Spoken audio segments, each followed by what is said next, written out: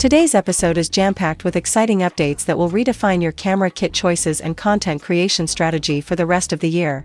We're diving into the Canon R6 Mark III and R7 Mark II rumors, exploring Prime Day camera deals, talking about a price surge due to incoming tariffs, and comparing the Canon R8 versus Sony A7 III for those of you stuck in decision-making limbo, with major changes potentially just around the corner in the world of digital imaging. This could be the week your camera bag gets a serious upgrade either because of unbeatable discounts, new gear releases, or the looming 25% tariff hike on Japan-imported photo equipment. Whether you're a seasoned pro, a YouTube content creator, or just getting into hybrid shooting, this is your heads up to stay ahead of the curve. Massive Prime Day deals are live. If you're tuning in during Prime Day week, then you are just in time. Retail giants like Amazon, B&H Photo, and Adorama are rolling out substantial discounts that extend far beyond household items.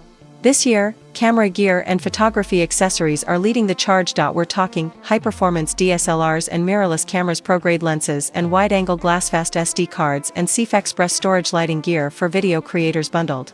Deals that include batteries, tripods, and camera bags. One standout, the Bolt VM160 LED macro ring light, a must-have for macro photographers and e-commerce shooters alike.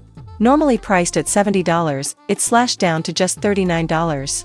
At that price, it's practically a giveaway for creators looking to improve their lighting without breaking the bank. The VM160 delivers consistent, flicker-free lighting, both in continuous and strobe modes, perfect for close-up shots, product photography, and even scientific documentation.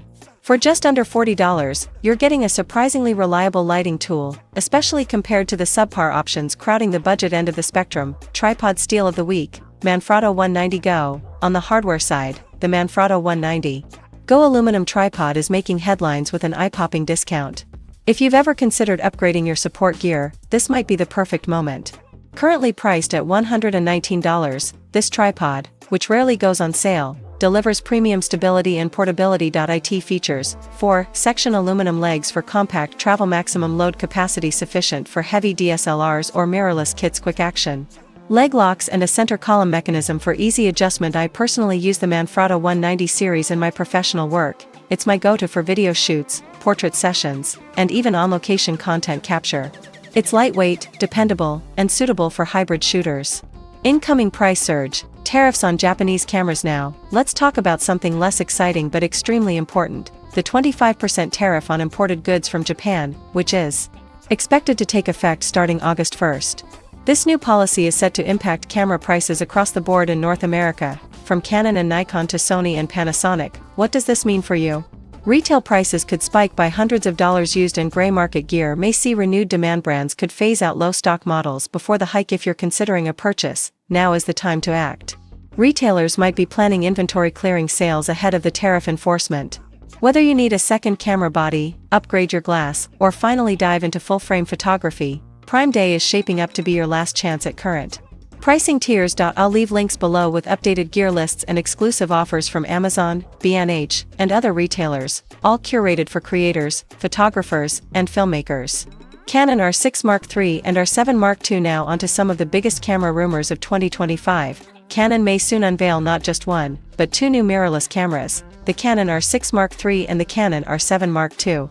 These models represent major refreshes in both full-frame and APS-C mirrorless lines. According to multiple reports and leaks, Canon R6 Mark III new sensor rumored to be either 24MP from the R3 or a completely new 30-35MP sensor, faster, stickier autofocus system, potentially on par with the Canon R5 or R3 dual processor system with Digic X and a Digic accelerator, improved articulating screen and advanced eye tracking AF, better low-light capabilities and expanded video codec options. This camera is clearly targeting hybrid creators, wedding photographers, and anyone needing robust image quality and speed in a mid-sized body. Canon R7 Mark II more ergonomic.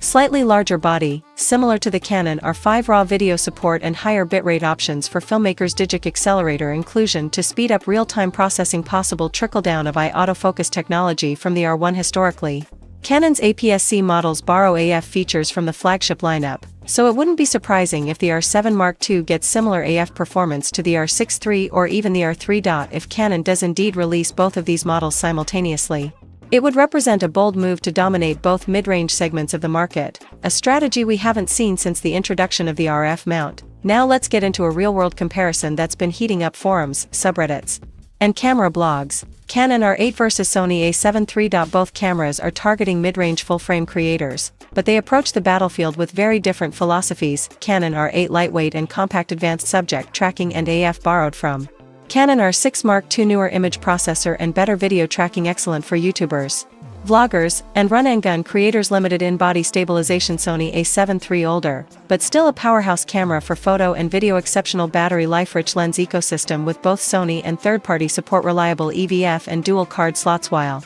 the A7 III holds up remarkably well in 2025, its age is starting to show, especially in terms of autofocus speed and video features.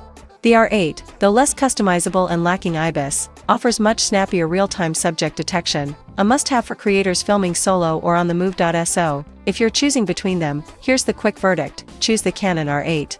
If you're shooting fast-moving subjects, filming content regularly, or prioritizing newer AF tech, choose the Sony A7 III. If you're already in the Sony ecosystem, prioritize longer battery life, or want to use third-party glass, both are fantastic. But Canon seems to have the edge for modern content creators, especially with future-proofed features. If you're a creator, filmmaker, photographer, or content enthusiast, here's your 5-point action plan. Grab Prime Day deals while they're still hot, especially on lighting, storage, and tripods. Consider upgrading your camera gear before tariffs raise prices across the board. Watch for Canon's next event announcement, likely by the end of July or early August. Compare mid-range full-frame cameras. Now's the time to jump if you're platform switching. Bookmark this channel, Techno Trend Zone, and enable notifications for real-time news, reviews, and deep dives. Final thoughts, as always, thank you for being part of this amazing community.